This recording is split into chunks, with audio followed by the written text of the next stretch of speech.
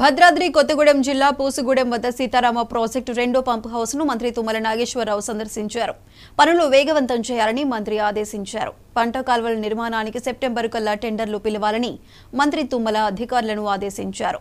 జూలూరుపాడు, యాతాలకుంట, టన్నెళ్ల వరకు పంట కాల్వల నిర్మాణానికి అంచనాలు రూపొందించాలని సూచించారు.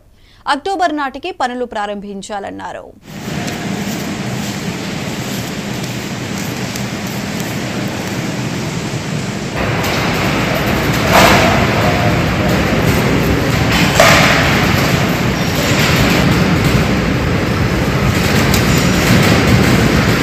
टोटल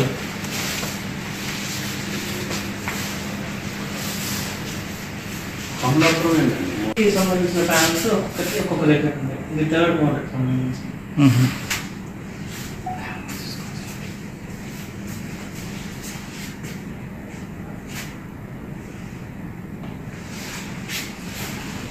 అక్టోబర్ నుంచి మొదలు పెట్టుకోవచ్చు. మళ్ళీ జూన్ జూలై కల్లా రెడీ, మళ్ళీ సీజన్ కల్లా కావాలి. మనకి ఆప్టిమం అన్నీ రెడీగా ఉన్నాయి. ఇక్కడికి జరుపుకుంటూ పోవాలి, లేకపోతే డెడ్ క్యాపిటల్ అవుతుంది కదా. 10,000 కోట్లు ఖర్చు పెట్టి మీరు మాట్లాడుకుంటుంటే పంపులు పోతాయి. ఇప్పుడు పంపుల కోసం వదులుతున్నా నేను. న్యూ ఆయకట్టు ఒక 75,000 వస్తుంది సార్.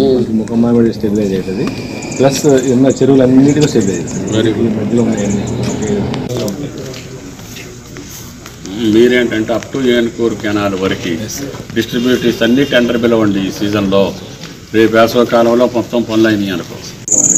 విత్తనంలోనే ఏమన్నా కనిపెట్టే అవకాశం ఉంది. కొన్ని ప్రాబ్లమ్స్ వస్తున్నాయి. లోడ్ వేద్దామని లోడ్ వేస్తే స్మోక్ వచ్చింది. ఆపేసేసి మనం రెక్టిఫై చేస్తాం. చెప్దామని వచ్చింది.